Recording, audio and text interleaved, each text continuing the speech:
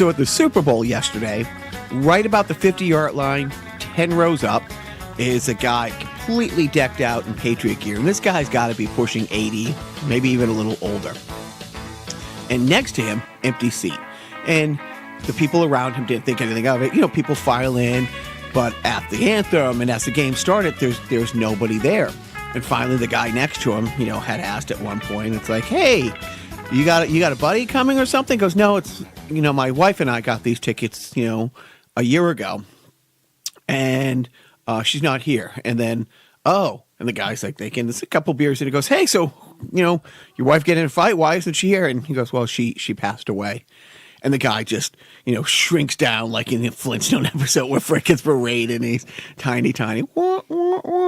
And anyway, so he feels bad. But as the game goes on and the guy has a few more beers, he's like, dude, this seat has to be like $5,000 or $6,000. How come you didn't, you know, call a relative or call a friend? He goes, oh, I did. I called everybody. They're all at her funeral.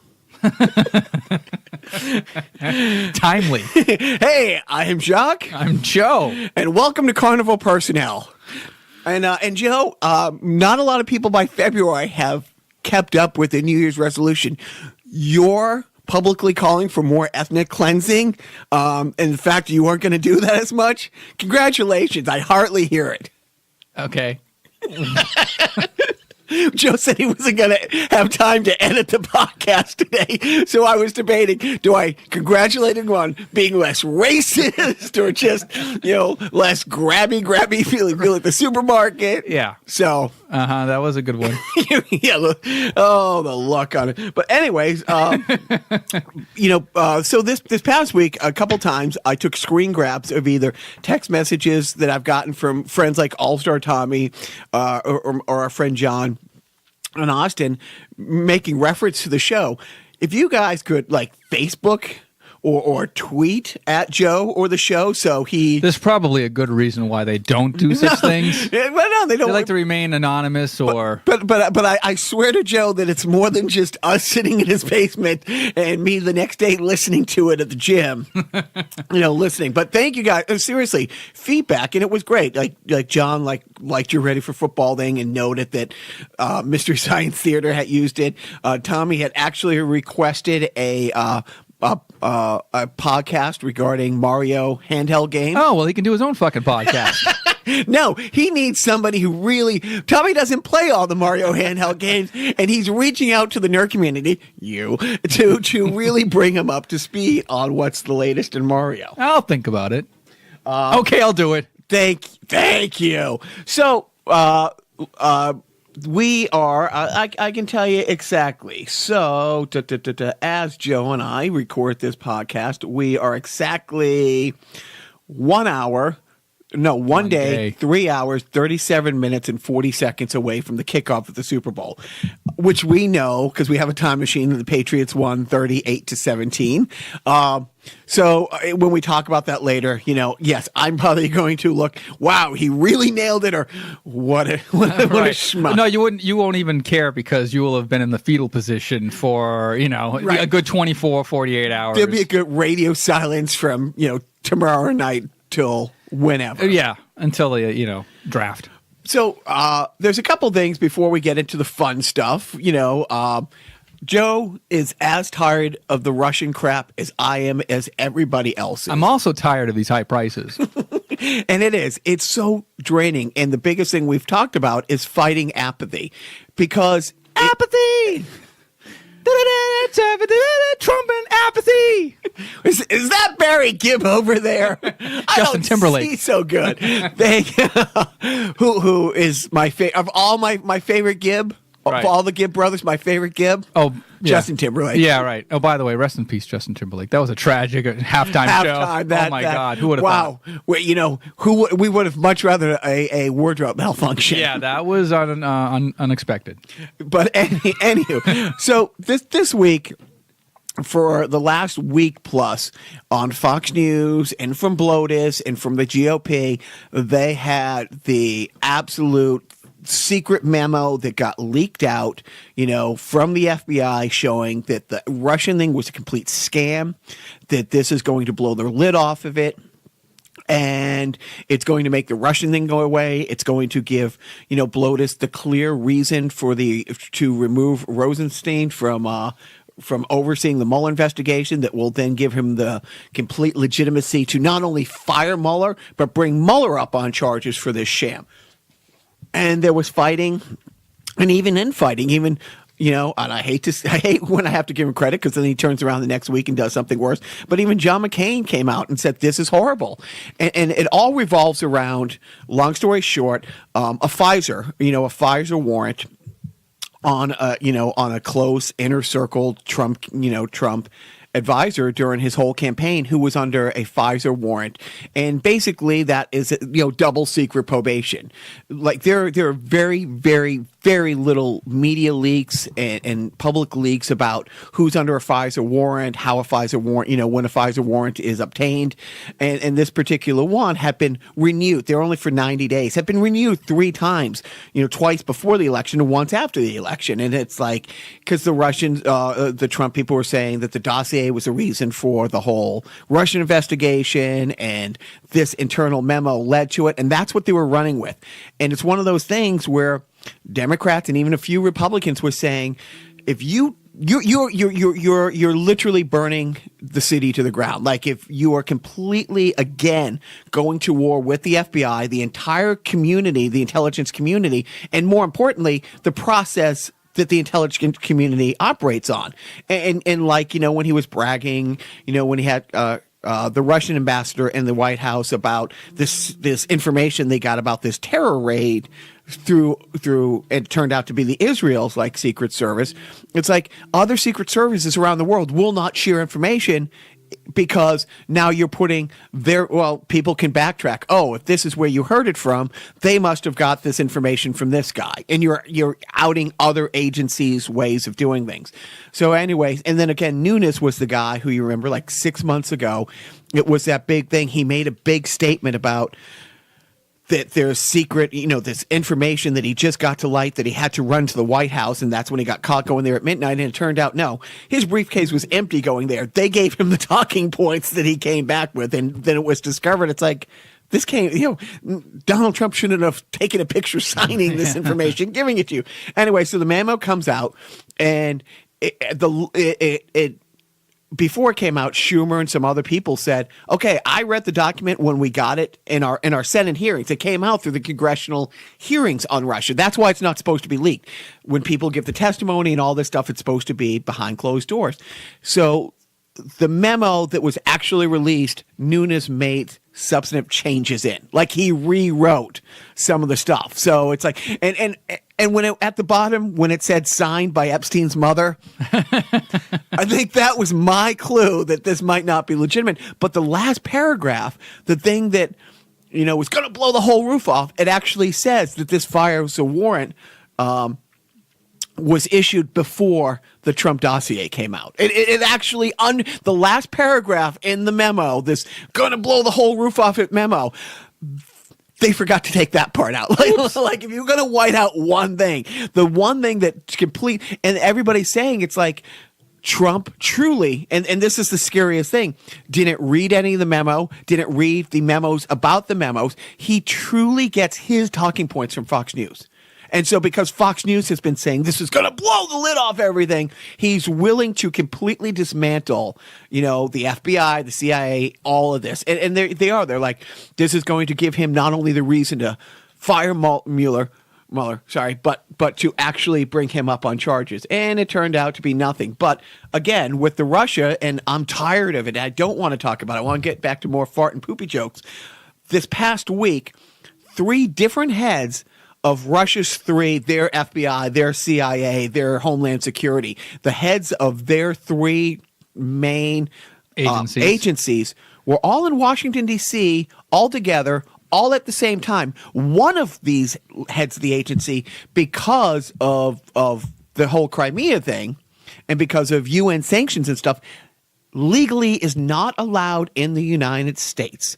The only way he can be in the United States if Rex Tillerson himself signs off on it. Not like, yeah, it's fine, he can come here. Actually has to sign documents saying he can come in the United States. Nobody, CNN, Fox News, MSNBC, Carnival personnel, nobody had broken the story. But again, the proof that Putin is the most genius chess master out there and laughing at you, he got all these people in here, and then the Russian news organization not only talks about it, shows pictures of them together in DC. And it's just like, oh, so when the ambassador from Russia in the midst of all this goes to the White House and they only let in the Russian media, and then they post pictures from in the Oval Office, and Trump's like, well, they said they weren't going to do it. Oh, so you trust Russian spy agencies. But this past week, nobody's talked about that until it just came out that, oh, by the way, if anybody wants to tune into Russian, state-run media, here's all the pictures of the 3 different heads of their biggest spy agencies in D.C. at the same time, at the guest of this administration, without telling anybody. That's not suspicious. We need a wall to keep Build out the wall. Yeah. Build we got the wall. wrong target. Build the wall. So, but I like, so literally, it's like I'm trying not to throw my hands up and say, what the fuck? But it's true. The whole sowing dissension with our own, intelligence agencies hosting there. I mean, Putin is doing his game plan without firing a missile. He has completely done everything that they wanted in the Manchurian Candidate. Mm-hmm. They truly, the whole Putin puppet thing isn't a joke. And I don't know how much. And that's the thing. It's like, we don't want to talk about that all the time, but no one's talking about these things because everybody has had it. And it doesn't matter. Right. Now, if Putin and the Russian spies were porn stars, for example, that would make the news. They would be guests on Jimmy Kimmel. They would. Yes. They from Meet the Press to Jimmy Kimmel. But, But and more, and before Joe gets out the Trump whistle, and more great news. I forgot about the Trump whistle. Thanks. The staggering amount of they've had 3 times, literally 3 times the number of defections, firings, people stepping down from the highest ranking administration positions in a year under Bloatus than in the first term of Obama. This week, you had the head of the CDC having to resign because after going through the confirmation process, after taking the job at the CDC, it turns out she is heavily invested in tobacco stocks. Oh. So the head of the agency that is supposed to let's not help people kill themselves, right? It turns out that's what we with them there call a conflict of interest, Joseph. Yeah. I forget what CDC stands for. Center of Disease Control. Right. Now, is smoking a disease? Is it a plague not on really society? A disease, no. Only the single most preventable cause of death in our country. Uh-huh. Well, it's alternative facts, I think. And then also, and we've talked, the fact that that so many of the positions, the ambassador positions around the world, haven't been filled, and there's been so many resignations. With I don't know, where do you rank the North Korea conflict with us on the scale of, oh fuck, It's pretty up there. I would say so. And we don't have an ambassador, and we haven't had an ambassador the entire time Bloatus has been in the White House. Well, we just got to go to our, farm teams and get our. And the guy who was supposed to, be confirmed to take it, says no, he's back down. And the reason he doesn't want it is the Trump administration approach to North Korea is the highest risk to U.S. security, he said, and he doesn't want to be part of it. He resigned. Well, you got to get the job before you resign, but he has withdrawn from consideration, saying, no, I can't be part of this. How many withdrawn from considerations does that make for Trump potential appointees? 614. I don't know the exact number, but it's great. I don't know that shit. Got to keep it real. Real dumb. And then again, Ben Carson, who, if you've ever heard him talk for more than 45 seconds, you either want to shoot yourself or think, this guy's a brain surgeon? Yeah.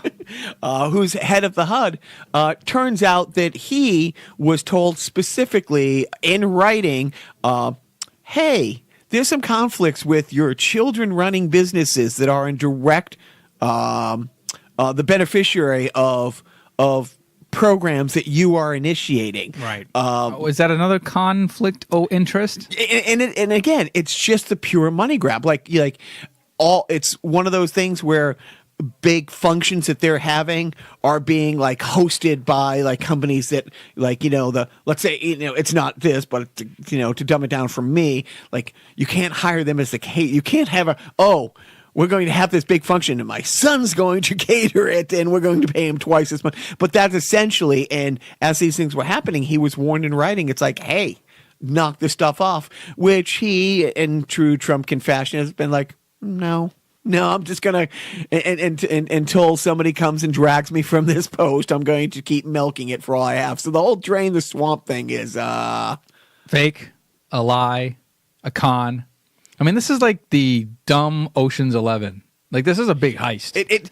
Orange 11. And the thing is, they're doing it in plain sight.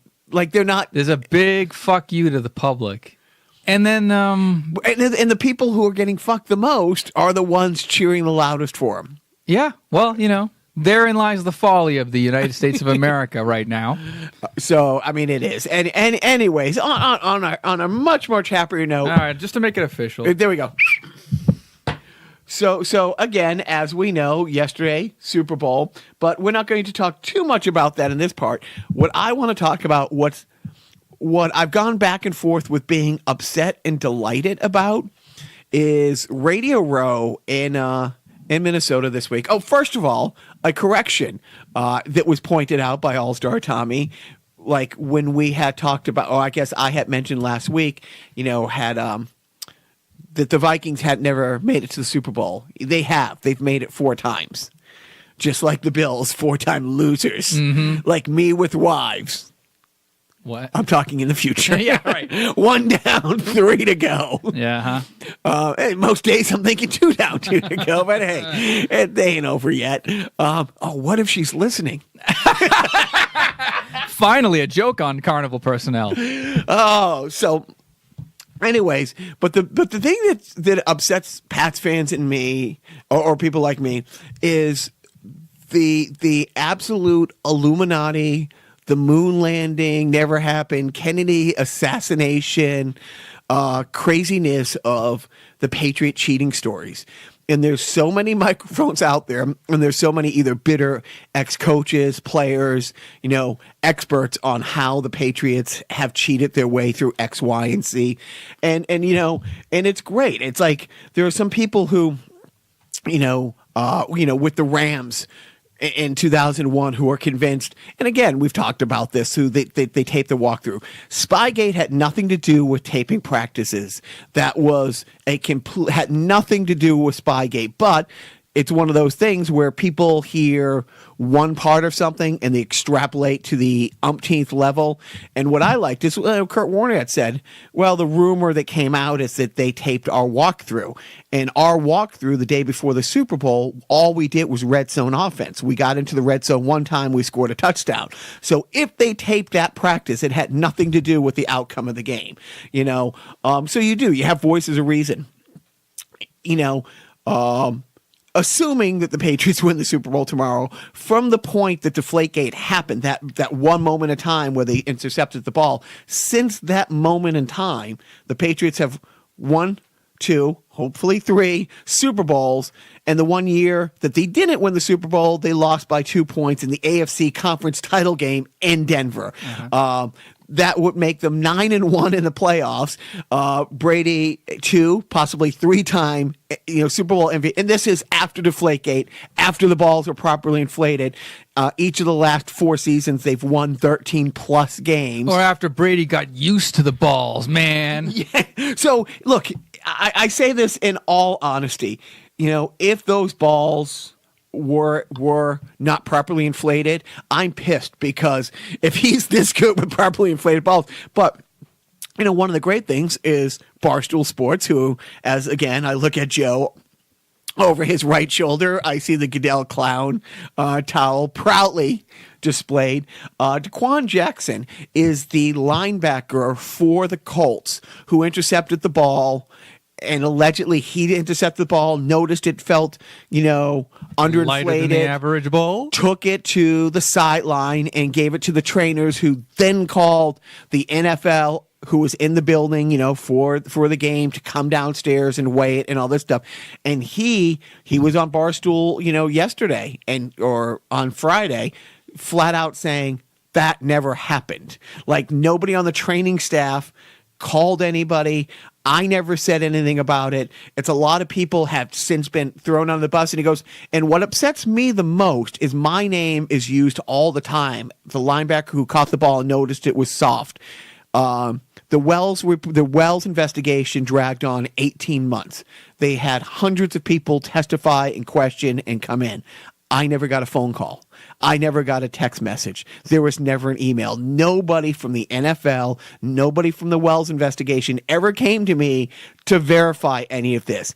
And he is the biggest one out there saying Deflategate didn't happen. Deflategate was a complete scam. It never happened. And he said, and he feels bad because, the lower employees, like the training staff and their assistants, who have been dragged through this and questioned and stuff like that, whose name has come up in these different reports and these different, sightings of this. Nothing. Like, nobody on the Colts training staff, he said, or himself, Deflategate didn't happen. It was a complete sham. That's his words. And it's not, oh, I read him say this. This is him with a mic sitting there talking to Portnoy from Barstool's talking about it. But all week long, you go down, and some of my favorite ones are like, oh, well, they were famous for, teams the day before the game would leave their playbook behind and the Patriots would go through it. Let's say that happened, Joe. What your thoughts? Let's say that happened. You want my thoughts? On something that I barely was paying attention to you talking about just now? No, but if Team A says, we left our play sheet on the table at the lunchroom where both teams were at a facility and they picked it up and read it, and they cheated. Right. Exactly. Shame on whom? Right. Yeah, that was some of the, and there was one guy from the Steelers who was saying, from a few years ago saying, well, they just cheated better than us that day. It's like, oh, how did you cheat? Yeah. It's like, well, everybody does X, Y, and Z. It's like, okay. So, really? So and that's the whole thing with Spygate. The whole thing wasn't that they were taping the other team's signals, because everybody stands on the sideline. And Belichick finally said a year ago, the guy's standing on the sideline in front of 80,000 people using hand signals. It's like everybody, and you could tape things like that. What they did is they were you're supposed to tape up the year before. People taped from the ground. You could tape from up in the press box, but you couldn't have a camera down on the field.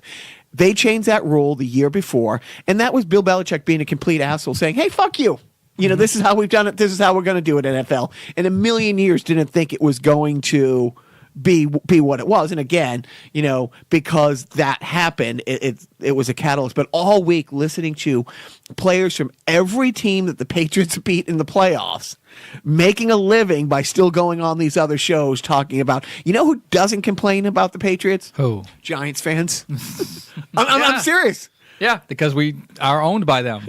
So officially. It's like we should be a subsidiary of the Giants for at least those 2 seasons. And it's like, so I guess the Patriots weren't cheating those days, and that's why they didn't win, or they weren't cheating really good, or were the Giants just cheating better? Right. So no, I think it's just that the Patriots found the true meaning of Super Bowl those years, and their heart grew 3 times that day. I think, honestly, to be more of a prick. I almost said to be a prick, but to be more of a prick. From now on, we should refer to everybody in Boston media, the people that actually get listened to, that have audience, should always say, like, yes, the greatest receiver in history is Jerry Stickum Rice. Because Jerry Rice had admitted to using Stickum. Same thing. From now on, his full name, or when you talk about him, it should be Peyton Crowd Noise Manning, because the Colts, while he was there, got busted. The same year that the Deflategate started, the Vikings got busted because they at the time were in an outdoor stadium. It was between their 2 domes being built, and for 2 seasons they had to use the University of Minnesota's outdoor stadium for their games. They were warming their balls Hello. No, they had heaters that they were putting the balls in between plays that they got popped.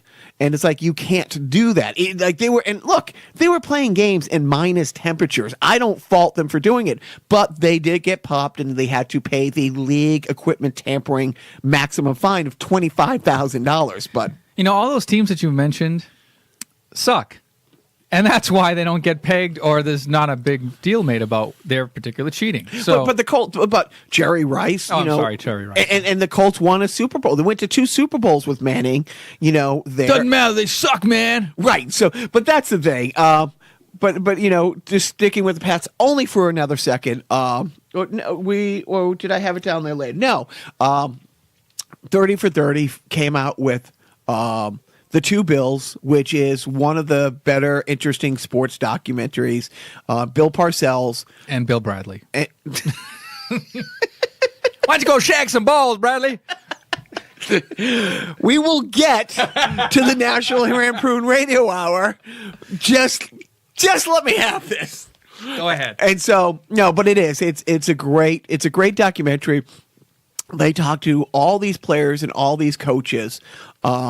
And it is. It's like the drama that the Patriots are going through right now with Kraft, Brady, and Belichick is dwarfed by what went on. I mean, because when Parcells left New England, it was ugly. I mean, it was really, really ugly. And it's a shame because like a season or two before Parcells comes to the Patriots were moving to St. Louis. St. Louis? No, Navin Johnson. And so but they were. I mean, Parcells coming here took a dead franchise, and then it was Bledsoe, who is a 500 quarterback, but was hands down the best quarterback that the Patriots had ever had. Sorry, Grogan. But seriously, he saved the franchise. He truly did. But things went sideways. Kraft was not the same owner he was. Well, this year he became that owner again, stepping in and making personnel decisions. But when Belichick, when Parcells left, it was ugly. In the week of the Super Bowl, we talked about this against Green Bay. Everybody knew he was leaving. He didn't even fly the team plane home from Green Bay, and that was interesting on the documentary. Is like, he hated the Patriots so much.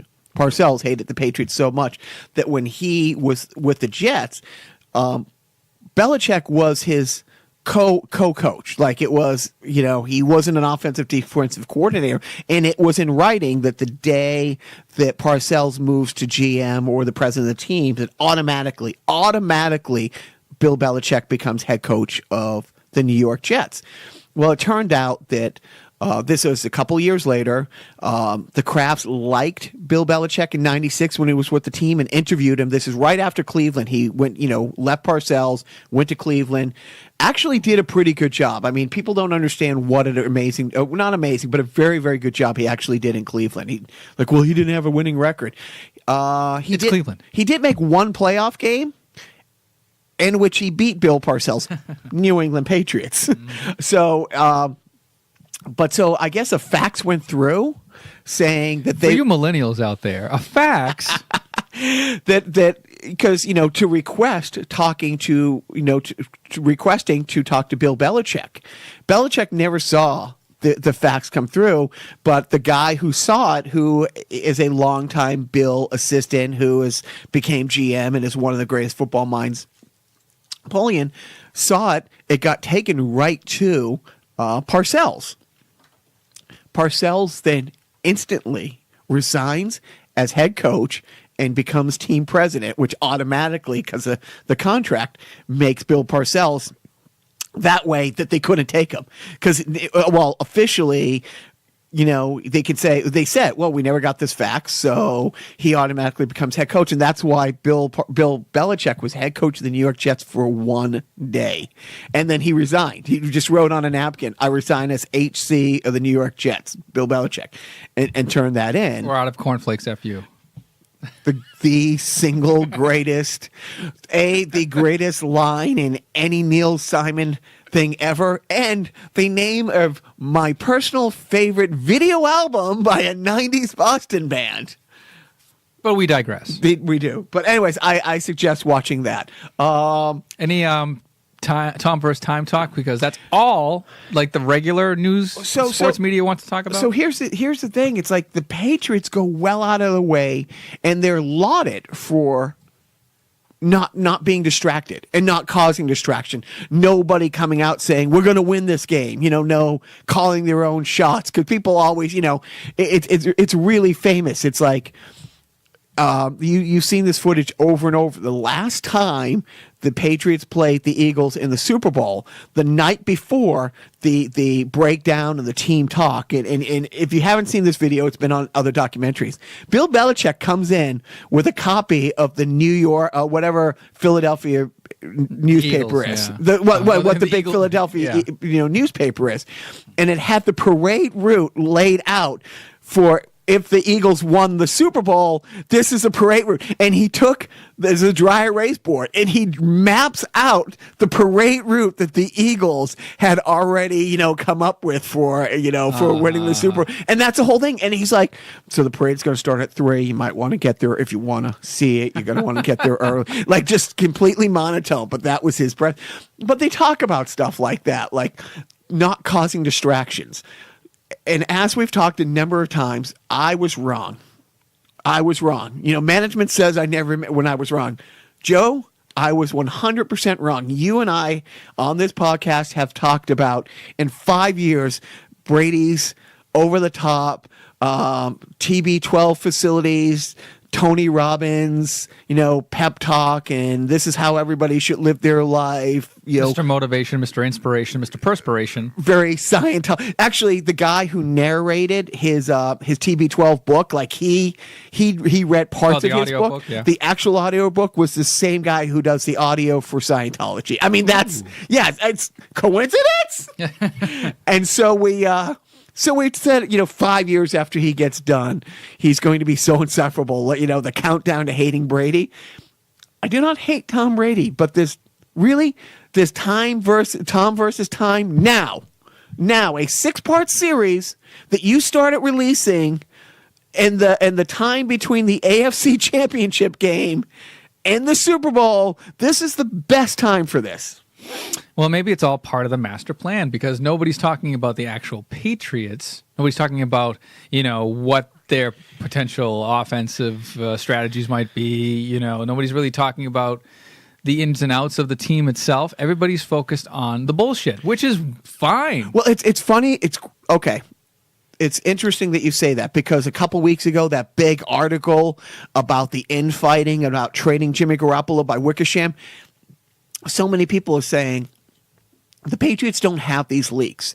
And I guess Belichick is famous for, if he thinks an underling is like leaking information out, like too buddy with this media outlet or that media outlet, will tell one person, yeah, we're thinking about moving this guy, off the practice squad and calling this person up and moving this guy down. And if it shows up in the paper or something the next day, the one person he told, he knows that leaked out to. So some of these things that were in that Wickersham article came from, the calls coming from inside the house. And people were like, and again, getting, on the same line with so many teams, the Steelers are so convinced that they're being cheated every time they play the Patriots. It's in their head. Like, the Patriots. Can you blame them after that game, though? That was such a bullshit non-catch call. I mean, we're not going to belabor the If you details. slow the tape down to 1,000 speed per minute, and you see that ball did for that nanosecond. Yes, it's bullshit. It's completely bullshit. But anyways, the Steelers are paranoid. My favorite meme is after the Steelers lost the playoff game. There's a guy in a Steeler hat pointing to his head, making the think about it sound. He's like, they can't cheat you if you don't play them. Right. Think about it. So, but the Steelers. But so many people have it in their head, and it's the same thing. I mean, people are giving Bill Belichick credit for, he is the greatest coach and one of the greatest GMs and one of the greatest football minds and one of the greatest evaluators of talent. There's so many people that we've talked about that were cast off from other team. We can name 5 people on this team. We can name 5 guys who will probably go to the Hall of Fame, like a Mike Vrabel, who was on the Steelers team for 3 years on the practice squad, never gets any playing time, comes to the Patriots, and one of our greatest linebackers of all time. You know, Wes Welker, a cast off from Miami, 1 catch away from being Hall of Fame. Anyways, and people were saying, was this Belichick leaking this stuff out to create this friction in order to galvanize a team? If you know, it's like, well, we got to circle the wagons. Like, Tom and I don't hate each other, and Kraft didn't make me trade Garoppolo. It's like, but if we put this all out there and we got to create the circle the wagon environment. We got to make the us versus the world thing. We got to just, and it's the same thing, maybe with Tom versus time, but it has been a distraction because for anybody, it's made the national news. And like the second episode, his daughter was kind of, I won't watch it, but being a handful and one of the local radio personalities on the station that Tom Brady does a Monday morning interview every Monday of the season. WEEI. Said she was being a little pissant. And so that was said like on a Thursday morning, and then they had their Monday morning, and with Tom Brady, he calls in and he's like, "Yeah, I'm not sure I'm doing interviews with you guys anymore. I've always been extremely respectful with you guys, and I've always tried to have a good relationship, and I'm just disappointed, and maybe we'll do this again sometime." Click, and he just hangs up. Now, do you think he overreacted? Do you think? Or do you think he's just sort of sending a message like, look, this is bullshit? I mean, regardless of whether or not the actual hosts of the Monday morning show, the main guys, said the remark, or if it was just some Saturday afternoon or Thursday night. Right. I mean, this was truly a guy who has a weekend show, young, 25. The kid's 25, and he just started doing the Friday morning show, like an hour, whatever. Yeah, no, it was a stupid statement. You're not supposed to talk about other people's kids and stuff like. And then, but as keeping the focus on the Patriots and being a distraction, you knew as soon as Brady got there, he was going to be asked about it, and of course he was asked by it, and he's like, look, I don't want the guy fired. It was a comment that shouldn't have been made, and kids are supposed to be out of it, but I don't want the guy to lose his job or something. But it did. It becomes a distraction. And it's the same thing. Now, let's go back a year ago, Joseph. You tell our friends listening, you tell the people tuned in here now, can you break down my reaction, and I think you can do it, to the commercial that aired instantly after the Super Bowl? You're talking about the Shield MRI commercial? I'm talking about the Shield MRI commercial with Tom Brady. I'll try. This is my impersonation of Jacques reacting to the updated Shield MRI commercial. Didn't know it was updated. That Jacques did not know it was up. Let's update. That's sort of like a Folger's Choice commercial. We've taken the original Shields MRI commercial with Tom Brady with 4 Super Bowl rings, and we updated it with the new one with 5 Super Bowl rings. Let's see what Jacques thinks. Oh! Oh! Oh! That was Jacques reacting to an updated Shield MRI commercial after the last Super Bowl. So, for those of you who didn't see the commercial because it airs locally, Shield MRI is a local healthcare company. Obviously, they do MRIs. And the commercial that ran all season is, the commercial opens, it's a waiting room, some kid sitting next to his mom reading like a little Sports Illustrated type thing.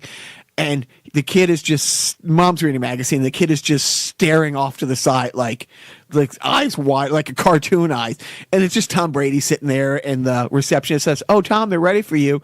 And he's like, he comes up to the front desk, and she goes, "Oh, put any metal or jewelry in this little locker." And he holds up his hand, and he slowly takes off his 4 Super Bowl rings, and he puts them in the locker. And she says, she goes, "Is that it?" He goes, "That's it for now." And then it cuts to the logo. The Patriots win the Super Bowl. The running back white overtime. The ball just breaks the plane. Confetti comes down. The first commercial up is a Shields commercial, and he takes off the rings. And I say to Joe and my dad who are there, it's like, oh, they're going to update they're going to have to update this commercial. And then when the receptionist says, "Oh, is that it?" He goes, "Oh, I forgot about this one. And he pulls another ring out of his pocket. Goes, it's kind of new. And that was amazing. And Joe's reaction was exactly what I did. Now, here's the problem. What if they don't win that game? That goes on to the internet void. Or does he come out and it's like, look at this asshole. Look at this asshole taking a victory lap. Because that would have surfaced. That I wonder, because there's probably non-disclosure agreements for commercials. Because they run alternate, like, congratulations, Atlanta Falcons fans. Okay. You just won the Super Bowl. Okay, let me ask you this, Joe. How long was The Last Jedi? Was it The Last Jedi? No. How long was Rogue One in the theater before you showed me the entire video on Facebook? Oh, it had been some time. No, what was the movie that was recent? Was that it? Okay. We were watching Rogue One. It hadn't. I think it had come. You hadn't seen it because you had some things going on. Usually, you see things right away when it's Star Wars related, but for some reason, you hadn't seen it. But it had been months. Okay, let's give it that. It's months. How much money did they spend on Rogue One? And who owns a Star Wars property? And how guarded would of that property have been? And how often do you find things on, like, is it Pirate Bay? Is the one that... Okay, so you got all these Pirate Bays out there showing movies that cost $200 million to make by the biggest studios. I've worked in the post side, and the security that you have to sign off for, that you have to agree to, that, back in the day when it was tape, like the studio would send somebody there to make sure that you weren't making extra dubs.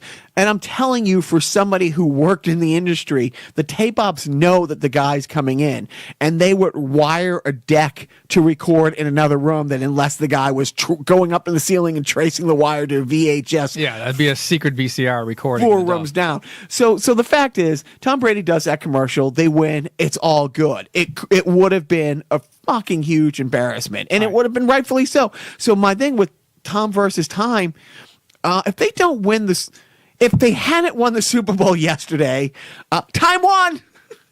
And people are waiting for Tom Brady to meet his inevitable demise because, Father Time is gay. Undefeated. Oh, right. Undefeated. Now, he could be gay too. It could be gay too, right? Can it be both? Right. So that's the thing. So that gets released this week, and that's such an unpatriot thing. Is you're releasing the I'm so great. Oh, and the other controversy this week with Tom versus Time. I'm releasing a new documentary called Carnival Podcast versus Time because we're at 42 minutes. Okay, I'll wrap it up. The other big controversy this week with Tom versus Time, he's getting his massage from Alex Carrera. His son comes in and asks, like, if he can have some video game or something like this.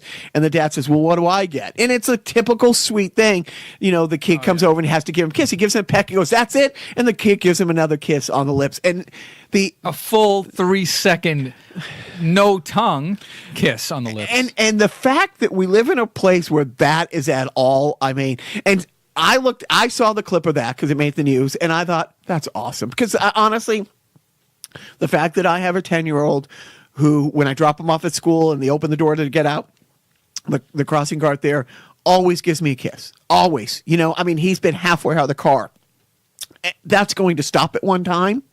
And until that stops, I'm going to take every kiss on the lips in public, at home, every hug, every I love you, everything like that. The fact that anybody had a problem with, but people had a problem with it. And now that's something else that's being talked about this week. And the fact that, yes, this documentary, the 30 for 30, the Two Bills, is amazing. But this week, it would have been just as great to release in a week from now or a month from now, but it's very unpatriot-like. I will say, and just to wrap up the Patriot Talk, it was great. I was watching a news thing last night, an old clip from on the field, in the regular clothes, a couple hours after the Super Bowl, and there's a bunch of media people asking Tom Brady, about it. And Troy Brown's right there, and a couple other Pats is like, and somebody turns to Troy Brown, it's like, do you think he should have won the MVP? Because he was the MVP. He goes, oh, yeah, he's definitely the MVP.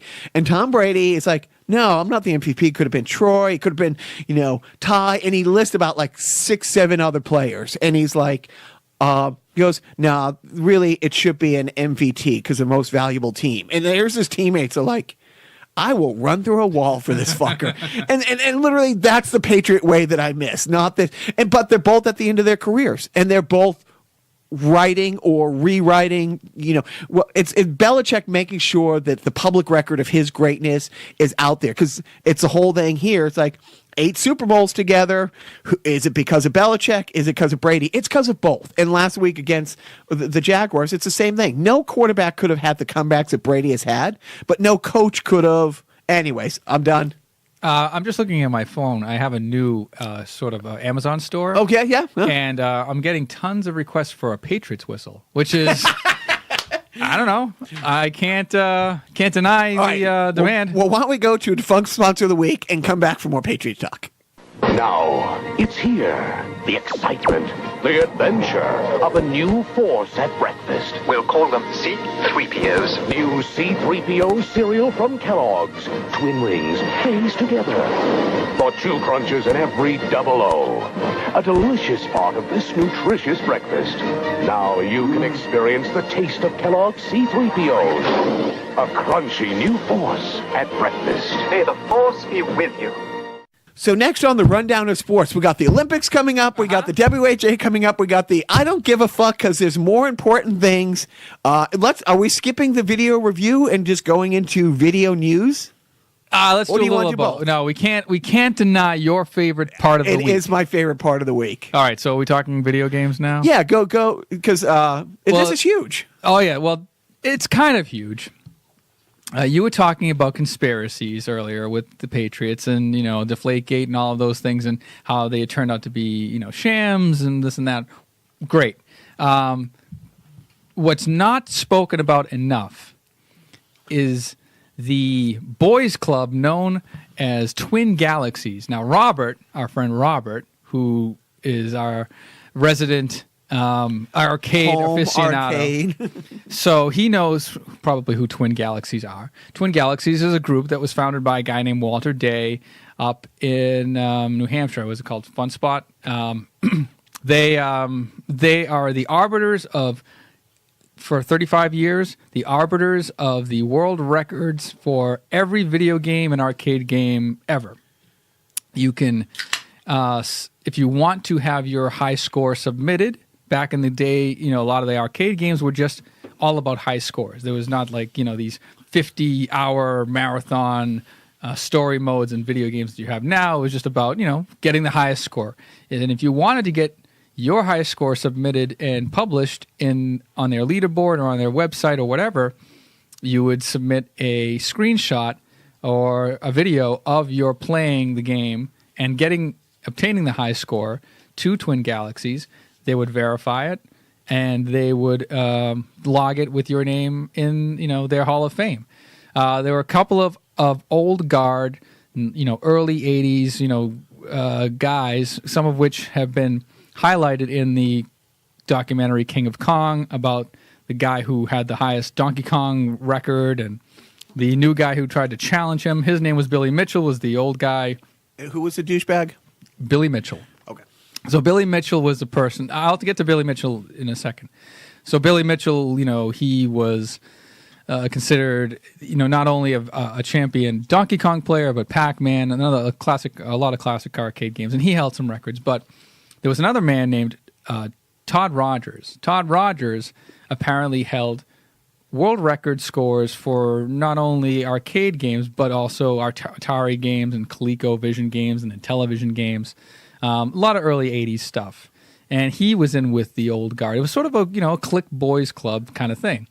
Because like our podcast, who gives a shit about those types of things, especially in the early 80s. It was kind of like a seedy, nerdy kind of thing. It was a weird kind of hobby. Like nobody got that into arcade games except for maybe a few lonely, losery guys.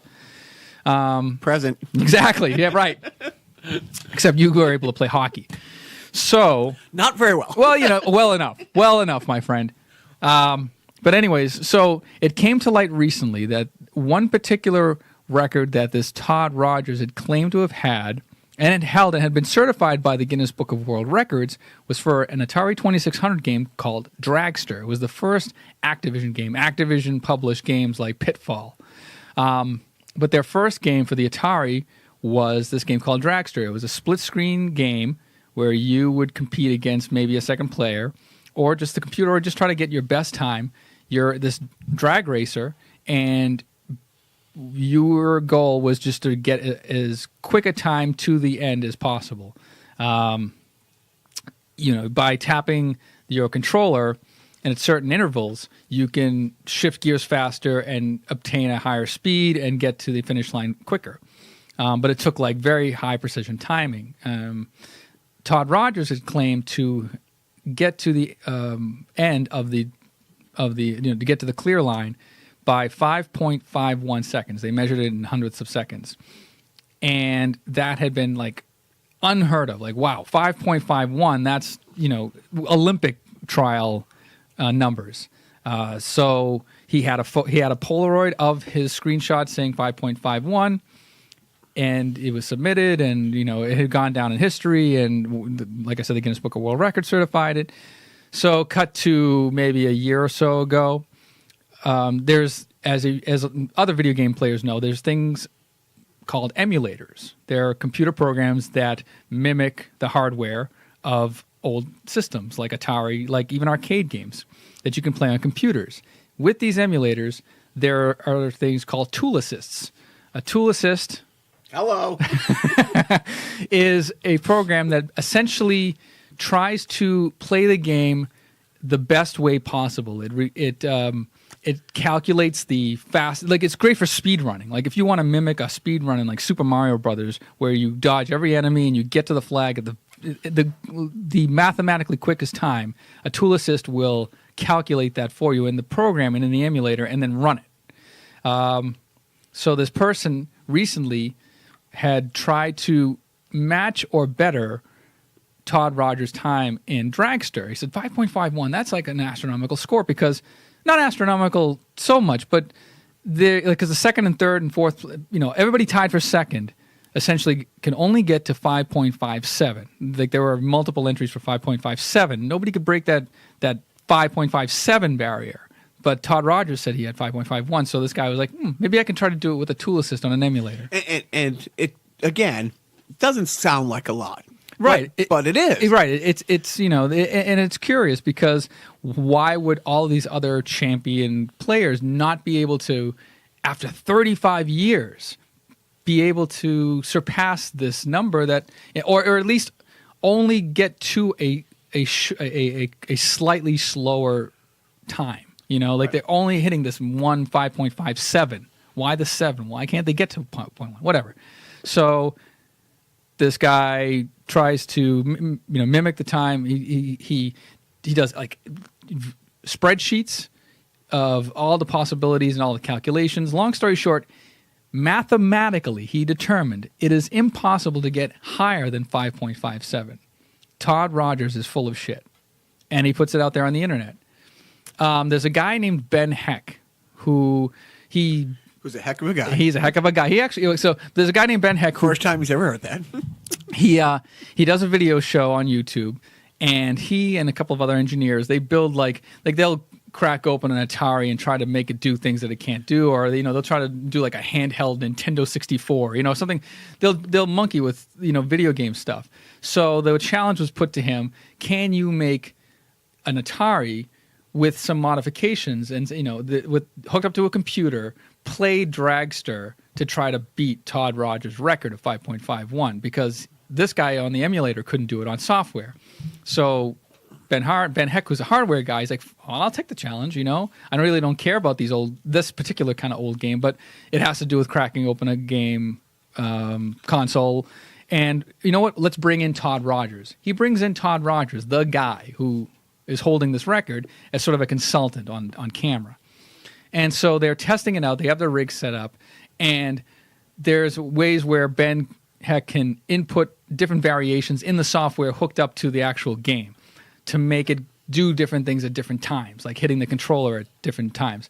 And they can't get to past 5.57. And Todd Rogers, the record holder, saying he had 5.51, is sitting there, and Ben's like, what do you think? Why do you think we can't do this? Like, what do you think we're doing wrong?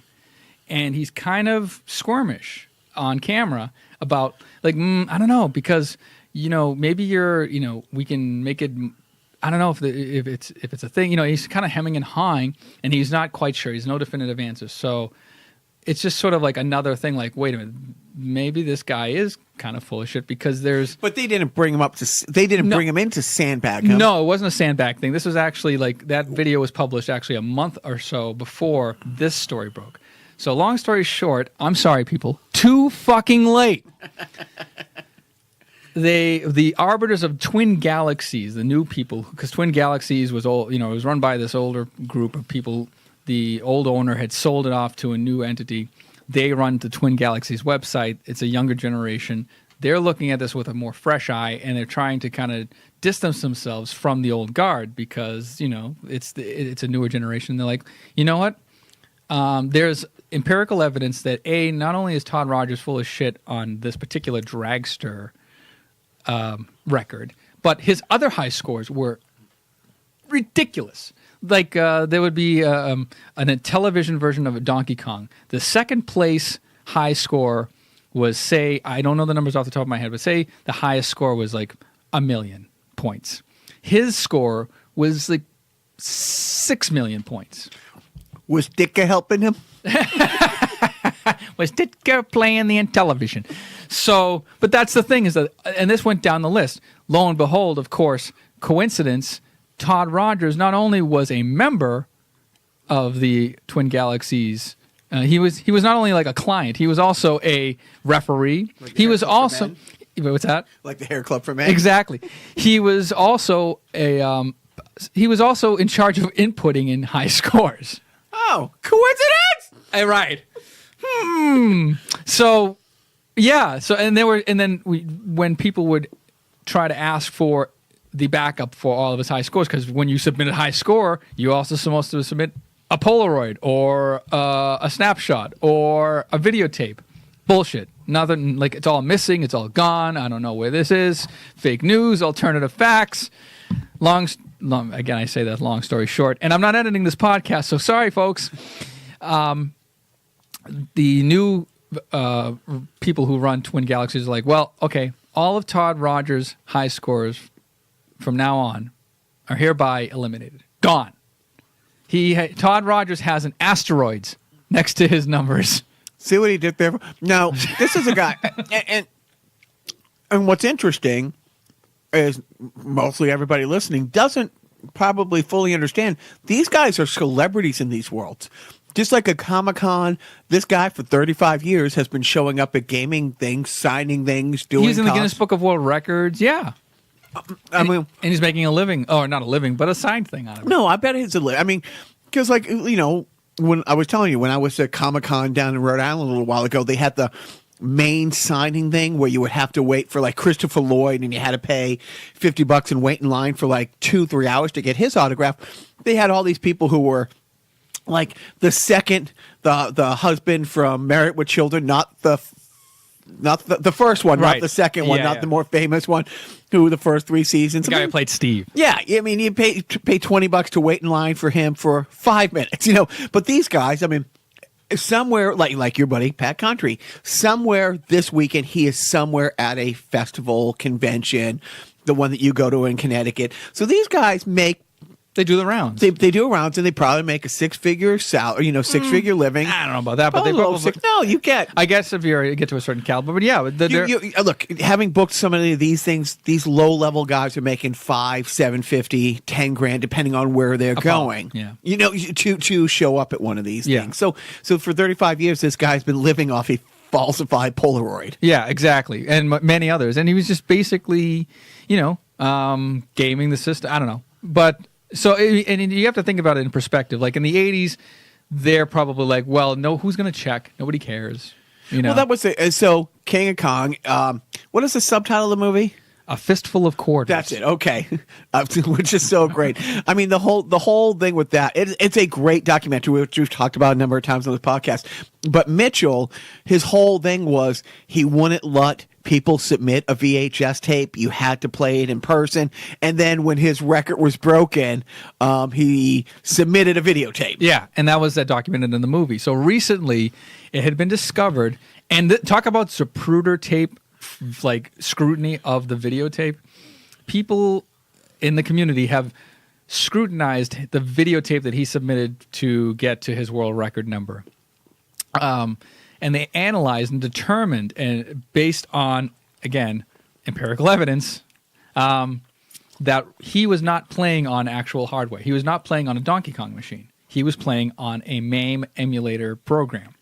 Now, what that means is that with MAME emulation, you can do things like you can kind of, you can stop the progress. You can tweak your game, basically. Like, you can do the best of your game. Like, you can stop it at intervals and do like save states where you can pick it up where you left off and, sew all the pieces together. Somebody who doesn't get this, one of the hard things about getting these records is fatigue. Yeah. Because you're standing there. There is no breaks. There is no, like, in Ms. Pac-Man, you have every 4 or 5 levels, you have the little video that lasts 3 seconds. It's not like you can go get a drink of water, you can sit down. So if you can pause a game. Yep. Right. Or say progress. Yeah, exactly. You can it's not the same as sitting on an actual machine. And so they determined, based on the way the levels would refresh, MAME apparently takes it. Okay, the way a arcade machine on Donkey Kong would draw the image, it would draw it like almost like a Star Wars wipe. It would go from left to right, kind of thing. Based on the way the hardware set up. MAME does it in puzzle pieces. Like, they kind of, if you slow it down, you can see that it's not wiped onto the screen from left to right, say, but all the images appear in like blocks and tiles in like within an instant. But if you slow it down, you can see that it kind of puts it together like a puzzle. It's like a film versus video, where film is 24 still pictures over a second, where a video image is 30 scans over a second. Right, and it gets really technical, but long story short, sorry, too late.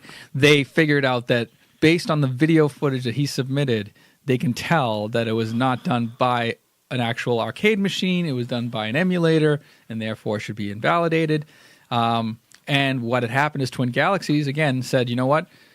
All of Billy Mitchell's top scorers are, especially for Donkey Kong, are going to be thrown out and reevaluated. And that means, though, that officially Steve Wiebe, the other guy who challenged Billy Mitchell in the documentary, he is now considered to be the first player in history to break the 1 million point mark, not Billy Mitchell. Billy Mitchell, because of that videotape, was claimed to have broken the 1 million point mark. Steve Wiebe now is considered to be the real champion. And how does he address that on his taxes?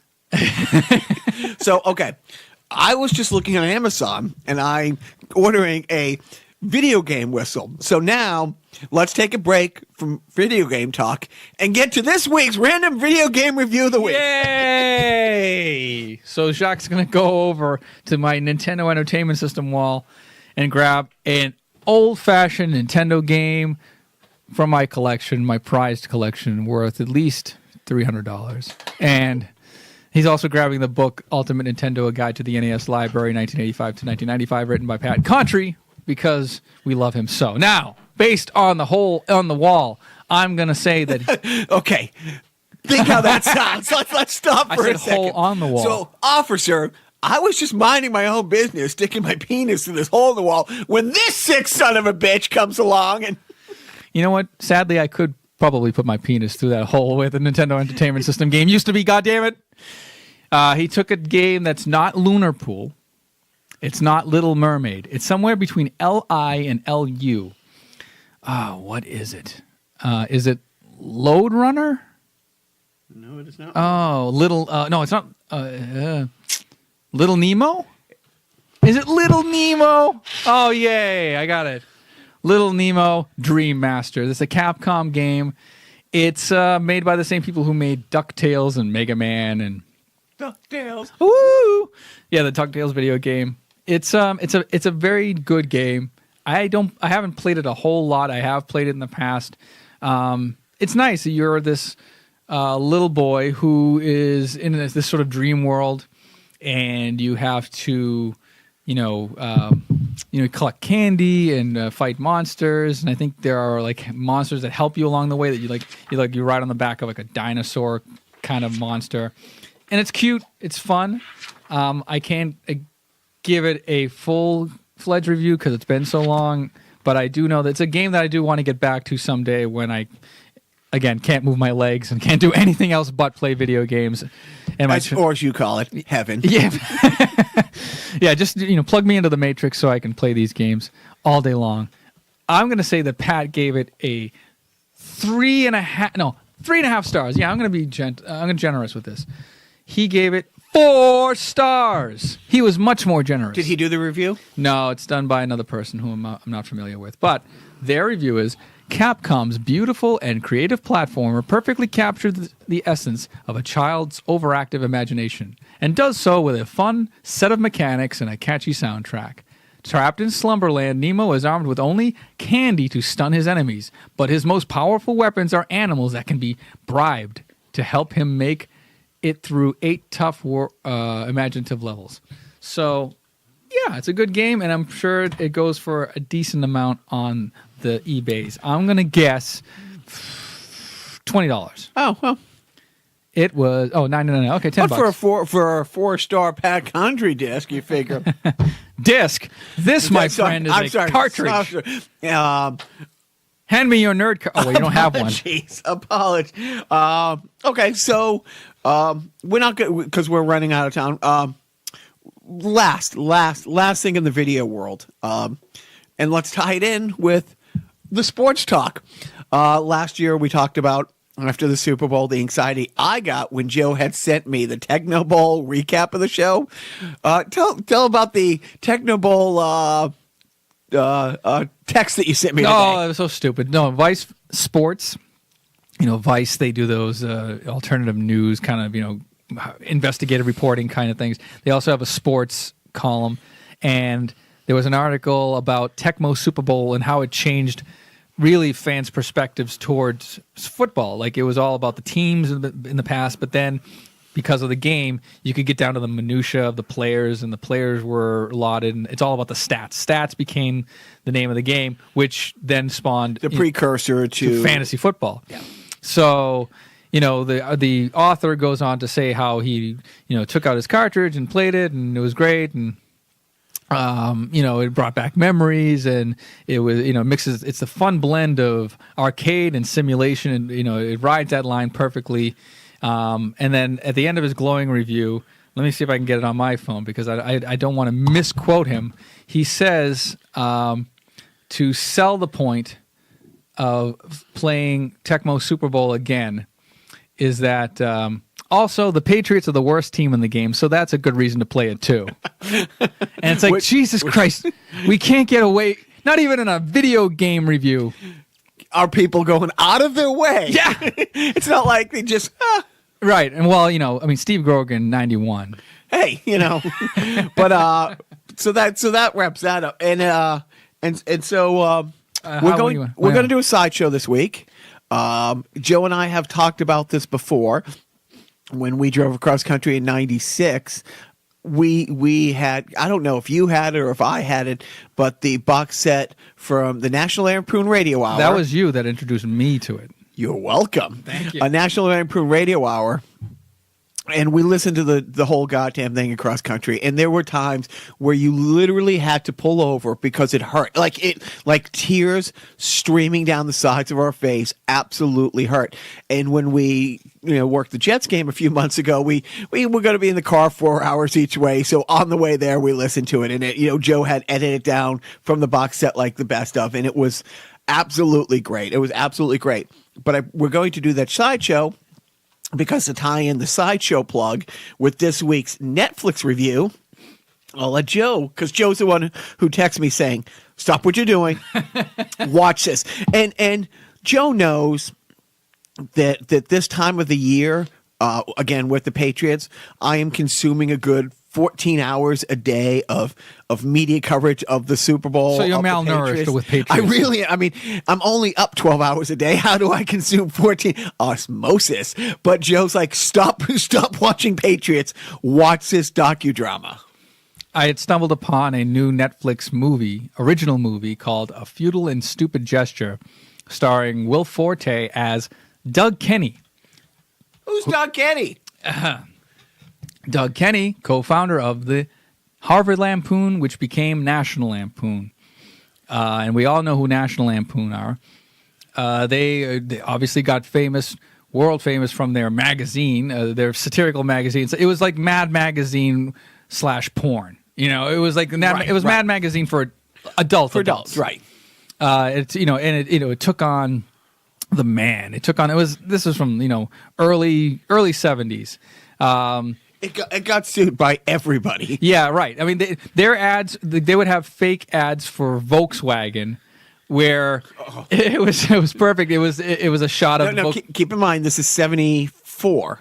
Earlier, 72. So whenever the Chappaquiddick. Whenever the Chappaquiddick event happened, there's an image of a Volkswagen Beetle partially submerged in water. And what was the tagline? It was like, if they had not been driving, or if they had been driving a Volkswagen, she would be alive right now. Yeah, because it was floating. Anyways, an example that we butchered right here on Carnival Personnel of their masterful humor, but they also spawned the National Lampoon Radio Hour, which was a 1 year, maybe 2 years, about a year and a half, lasted 13, 14 months. Right, but it starred and launched the careers, I would say.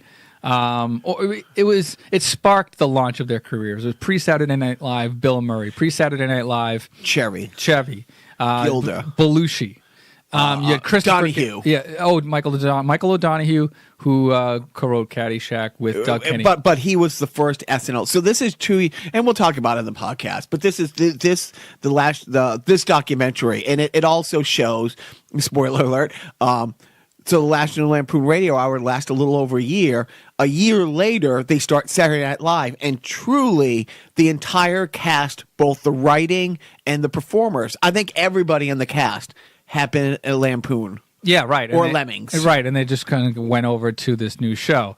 And Doug Kenny tried to even, Doug Kenny had kind of flaked out, or he couldn't get it together to put together a television show, so Lorne Michaels kind of... he wanted to do, the magazine was doing really good. His partner, his partner and him, had a deal. They were going to do this for 5 years and get bought out. And it was going well. And then they started a live show, The Lemmings, that did really well. And then he's like, let's do an old-fashioned radio show thing, make it, a variety show, blah, blah, blah. And it did really, really well. In a shorter period of time, Kenny gets burned out. He kind of goes off the deep end. He had pitched doing a TV show, but he couldn't get the support for it.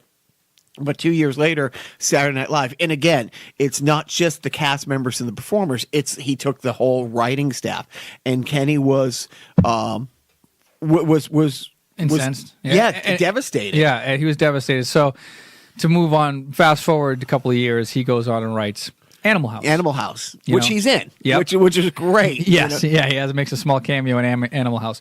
But then he also, his swan song, as it were, was Caddyshack. That was the last movie that he was involved in because, spoiler, he checks off the planet mysteriously at age 33, shortly after.